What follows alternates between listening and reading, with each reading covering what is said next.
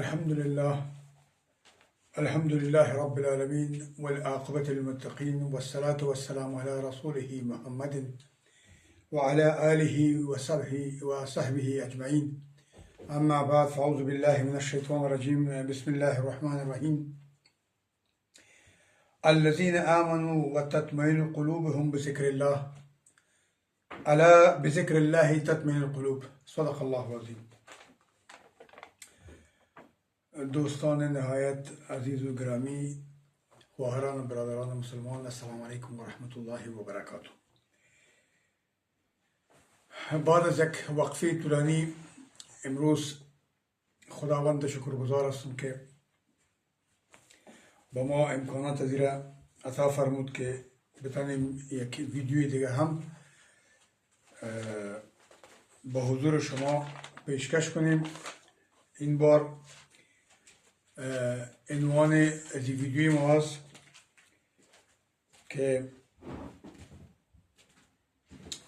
ذکر خداوند. خب در مورد ذکر همه ما شما انشاءالله که میفهمیم و مطمئن هستم که همه شکر داناستن میدانن.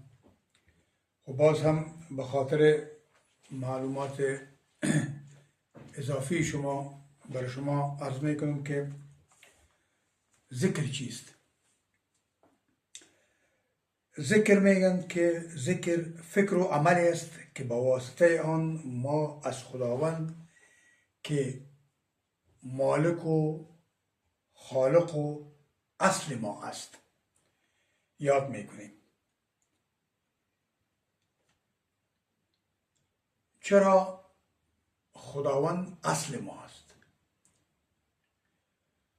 اگر متوجه شده باشین، چون ما از خدا هستیم و به خدا برمیگردیم. ببین در قرآن میشان آمده که انا لله و انا الیه راجعون. ما از خدا هستیم، ما از جانب خدا آمدیم و به خداوند پس برمیگردیم. ما کدام جای دیگه بر نمیگردیم. ما از خداوند آمدیم. اصل ما خداوندی است. ما از خداوند آمدیم و به خداوند پس برمیگردیم. خداوندی به چی معنی؟ خداوندی یعنی در وجود ما اصل خداوندی است. روح خداوند روح خود دویده در وجود حضرت آدم علیه السلام و این تا به حال به ما رسیده. پس در وجود ما یک اصل خداوندی وجود داره. ما پس به اصلیت اصلی خود رجوع میکنیم، برمیگردیم. خب حالا باید گفت که چی نیاز داریم ما به یاد کردن خداوند متعال.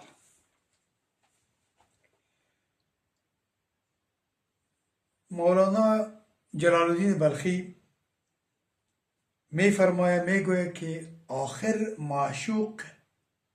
معشوق را دل آرام گوین. آخر معشوق را دل آرام گوین، یعنی دل انسان با دیدن و با تذکر کردن معشوقش آرام میگیره و به می خاطر دل ما انسان ها هم به ذکر خداوند ما که معشوق اصلی همه ماست آرام میگیره. الا بذکر الله تطمئن القلوب. خداوند، ذکر خداوند آرامی قلبهای ماست، آرامی دلهای ماست. میبینیم که ما انسان ها بالخصوص تمام آدمیزاد در وجود ما عشق است، درد است، رنج است، خوشی است و باز هم اگر 100,000 عالم از ما شود و ملکیتش به دست بیاریم، باز هم ما آرامش روحانی و آرامش قلبی و دلی نداریم و هیچ وقت با هیچ چیزی نمیتوانیم اطمینان و آرامی پیدا کنیم بدون از ذکر خداوند. در این وقتهای آخر ببینید در تمام فامیل ها، در تمام نه تنها فامیل های افغان ها، در تمام فامیل های مسلمان ها پرابلم ها است که عجیب و غریب بسیاری ها پشت پول دویدن، پول دریافت کردن، اما عزت و آبرویش رفت. کسی عزت و آبروی خود محکم گرفت اما یک چیز دیگر از دست داد. در هر خانه که شما برین ببینین یک پرابلم عجیب و غریب است که قبل سابقه اصلا وجود نداشت، مردم نمیشناخت این پرابلم ها را.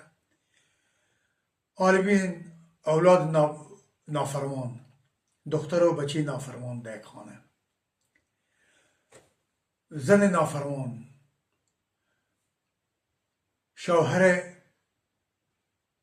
تند و تیز، شوهر نافرمان. این مرض در تمام فامیل آمده. چرا؟ بخاطر از که علت و عوامل خاصی که داره و چی است. در هیچ خانه که شما برین اگر پدر و مادر نماز میخوانه دختر و پسرش هرگز نمیخوانند. اگر در یک خانه یک نفر عبادت خدا را میکنن 10 نفر دیگر بدون عبادت و بدون وضو و بدون نماز هستند. یعنی عبادت خدا وقتی که دور شد، ذکر خدا که دور شد، خداوند که از پیش ما دور شد با ما کی نزدیک میشه؟ شیطان. و شیطان خداوند بر ما در قرآن میشان میفرماید که دشمن آشکارتان است. شما دشمن اصلی را نشناختین، شما باید دشمن را بشناسین. کسی که سوگند یاد کرده که در داخل آتش جهنم تنها داخل نمیشم، با خود میبرم میلیون ها حتی میلیاردها انسانه، تنها در آتش دوزخ داخل نمیشم. پس چون دشمن آشکار ماست با ما نزدیک میشه. وقتی که نزدیک شد تماما فرمانبرداری شیطان میکنیم، فرمانبرداری نفس خود میکنیم و در وجود ما یک چیز نو پیدا میشه، من ذهنی. من ذهنی چی است؟ ما در بین تماما فامیل بهتر هستم، ما زیاد پول پیدا کردم، ما زیاد تحصیل کردم، ما یک آدم بسیار شریف هستم، ما یک آدم بسیار نیک هستم، ما یک انسان بسیار زیاد با استعداد هستم. ببینید که کلگیش من مستم. ما یک مدت زمان میشه، یک وقت میشه که ایمان جای خداوند در قلب ما میگیره.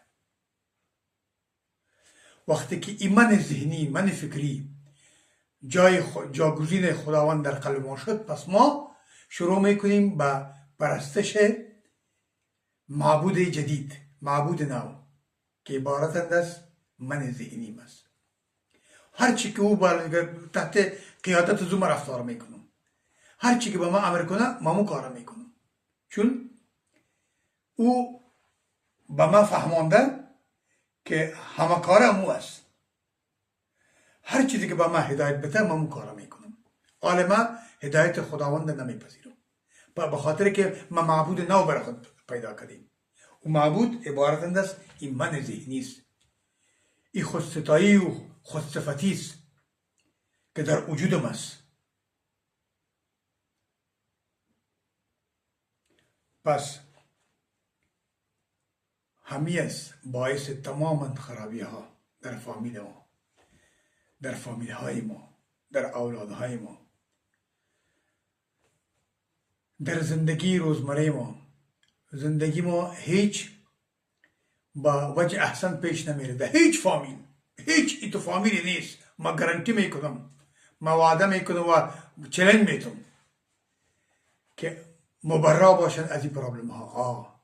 فامیل هایی که در او ذکر خداوند 5 وقت است، ذکر خداوند اوجه است، کلام خداوند اوجه تلاوت میشه، فرمان برداری خدا میشه و ذکر خدا میشه، دو خانه هرگز هیچ کدام نارامی، نابسامانی، خرابی وجود نداره. چرا؟ اونا کسایی هستند که تسلیم به خداوند هستند و خداوند نگاهبان و یار یاور و پشتیبان اوست. بسیار ساده. اما کسی که فرمانبردار شیطان و نفس خود شده، او هیچگاه آرامی نداره، هیچگاه آرام نیست، حتی یک لقمه نان خود با آرامی خورده نمیتونه. ببینین مولانا چی خوب گفته، حلقه قرآن به چی کار اندرید؟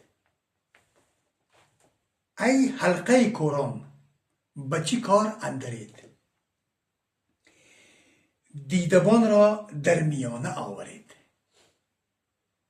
ای حلقه قرآن، ای کسانی که صم بکم عمی فهم لا یرجعون، کور هستین، گنگ هستین، کر هستین و همینطور به دنیا آمدین و همینطور کور و گنگ و کر از دنیا مرخص خواهید شد.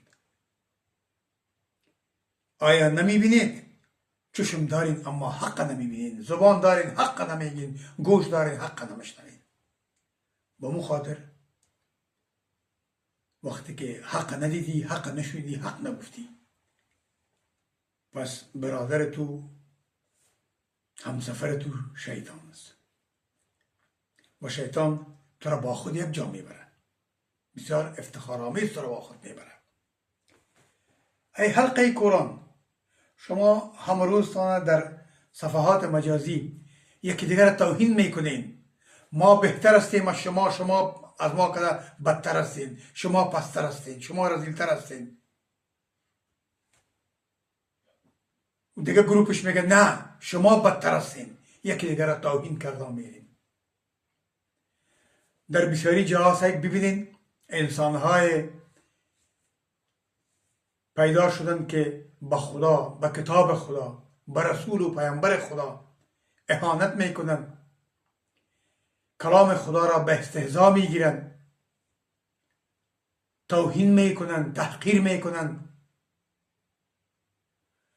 اما شنونده های دارن،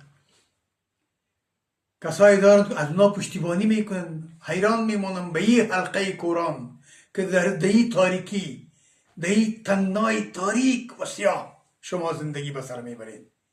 شما چی وقت به طرف روشنی خواهید آمد؟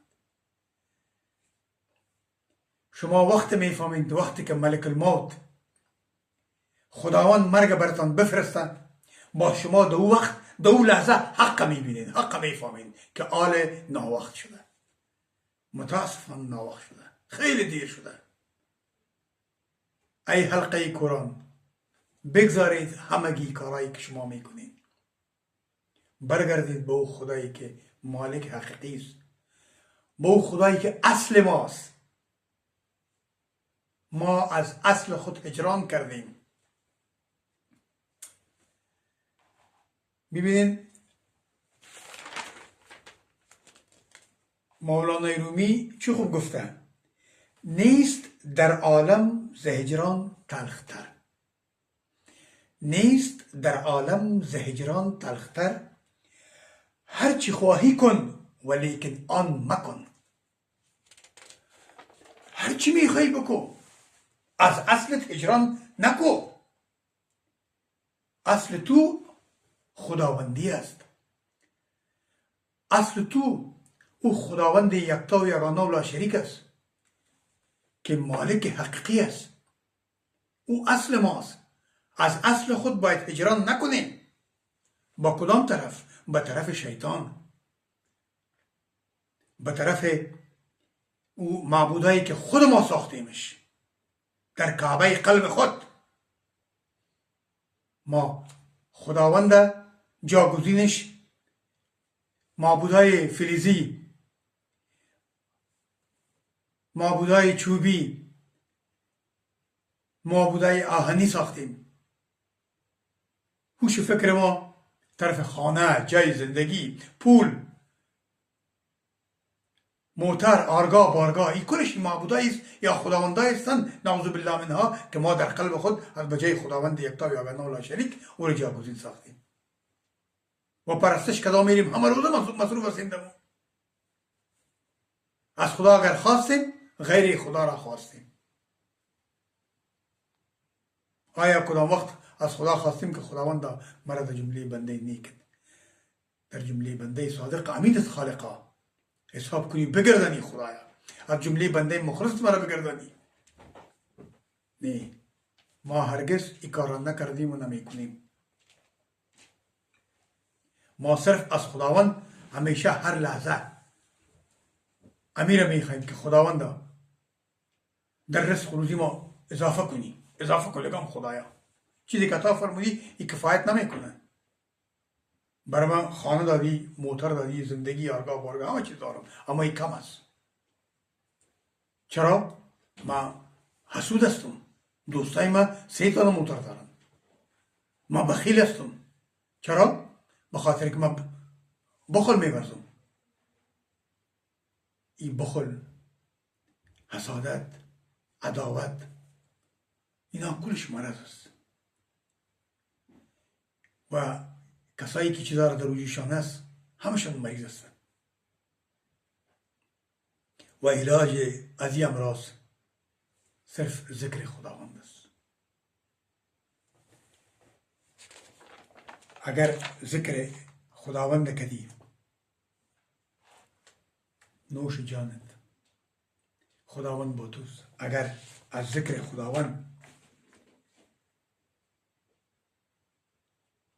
دوری جستی و دور شدی وابا جانت. ببینید مولانا جلال الدین محمد بلخی می فرماید، میگه فرمود رب العالمین با صابرانم هم نشین.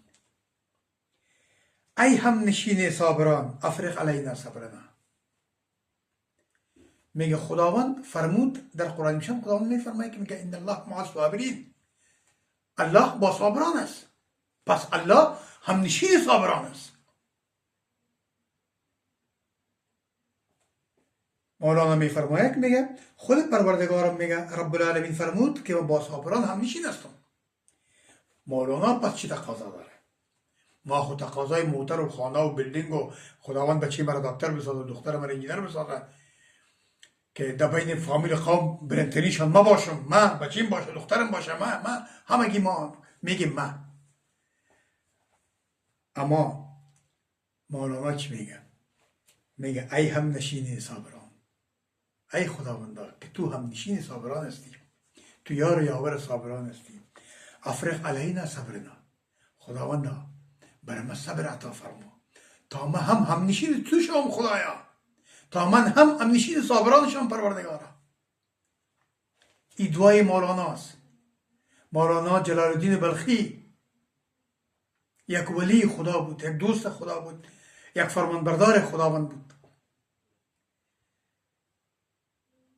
خداوند پرستش میکرد به یگانگی و یکتاییش. اما ما برای خود خداهای ساختیم که خود ما او را نمیبینیم. در من ذهنی ما صدها خداوند است. نعوذ بالله، نعوذ بالله، نعوذ بالله منها. به مو خاطر در خانه های ما پریشانی هاست، در بین اولادهای ما پریشانی هاست، جگرخونی هاست. هیچ اولاد فرمانبردار وجود نداره دیگه. چرا او اولاد میبینه که پدرم یک انسان بینماز است، بی خداست، مادرم یک انسان است که سرش سفید شده اما به 7 قلم آرایش میکنه، لباس میپوشه که به یک زن مومن مسلمان اصلا هیچ اجازه نیست، اصلا هیچ زیب نمیده. پس او اولاد از او مادر و پدر چرا فرمان برداری کنن؟ چرا؟ کدام خوبی در او مادر و پدر است؟ پس ما گناهگار هستیم، ما اصل خود فراموش کردیم، ما از اصل خود دور شدیم. مولانا می فرماید، میگه زندگی آمد برای بندگی، زندگی بی بندگی شرمندگی. این زندگی ما که آمده به خاطر بندگی آمده، خاص به خاطر بندگی خداوند. خداوند به این بندگی ما ضرورت هیچ نداره، خداوند بی نیاز است. اما ما به او خدای یکتا و یگانه و لا شریک ضرورت داریم. چرا؟ او کسی است که تماما پرابلم های دنیوی و اخروی ما را دور میکنه. او کسی است که به ما آرامی میبخشه. با بودن از او در پهلوی خود ما امن و امان احساس میکنیم. اما بدون از او ببینید هیچ امن نیست. دیروز در اخبار میبینم که میگه یک پسر در افغانستان خسته مادر و پدر خوده با کار زده و اردوش از بین برده. بدبختی را سعی کنین که اولاد میخیزه مادر و پدر از بین میبره. بدبختی را سعی کنین که امره در مقابل پدر استاده میشن.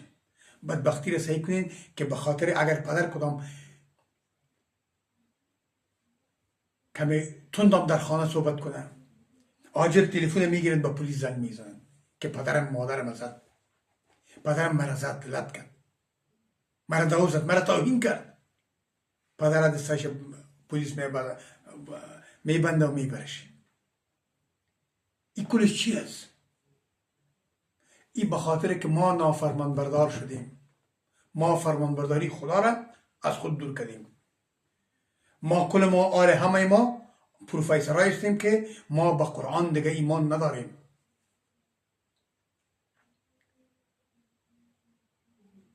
ما به او خدایی که مالک از هستی است دیگه به ما به او ضرورت دیگه نداریم. نعوذ بالله. پس این است که همه ما مریض هستیم، تکلیف داریم و یگانه چیزی که این تکلیف ما را دور میکنه او ذکر خداوند است. چرا این دلای ما آنقدر سنگی گشته، همون سنگ دل که میگفتن، همه ما سنگ دلا شدیم دیگه. رحم ترحم در دل ما نیست، بخشش اصلا نمیفهمیم که چی است. که یکی دیگه که اگر مناسبات شد میگه ما امره یا خط و برید کردیم، قطع شد دیگه، امرهشان نه زنده داریم نه مرده. قطع صله رحم این چی است؟ این همش اعمال شیطان است. خداوند میفرماید فاجتنبوا لعلکم تفلحون، اجتناب ورزید، دوری کنید اگر میخواین که در جمله فلاحین، در جمله کامیابا بیاید. رای کامیابی، رای نجات. الا بذکر الله تطمئن القلوب. رای نجات است صرف ذکر خداوند، صرف عبادت خداوند یکتا و یگانه و لا شریک. و اگر توبه نکنیم و به خدا رجوع نکنیم، پس از جمله بدبخترین انسانهای روی زمین خواهیم بود. حضرت آدم علیه السلام دعا میکنند در قرآن میشان ربنا ظلمنا انفسنا و ان لم تغفر لنا و ترحمنا لنکونن من الخاسرین. خداوندا ما ظلم کردم بالای نفس خود، بالای خود ظلم کردیم. تو خداوند برحق هستی و اگر تو مرا عفو نبخشی، از جمله بدبخترین، از جمله خاسرین، از جمله زیانکارا خواهم بود. توبه کسانی که تمام عمر در گناه و عصیان میگذرانند، در بدبختی میگذرانند و در وقت آخر که مرگش را میرسه توبهش هرگز قبول نمیشه.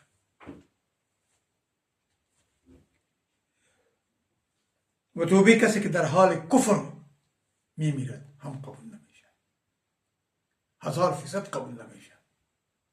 ایره ما نمیگوییم، ایره خداوند متعال در قرآن میشان فرموده در سوره نساء آیت 8 که توبه کسایی که تمام عمر در عصیان، در گناه، در دوری از خدا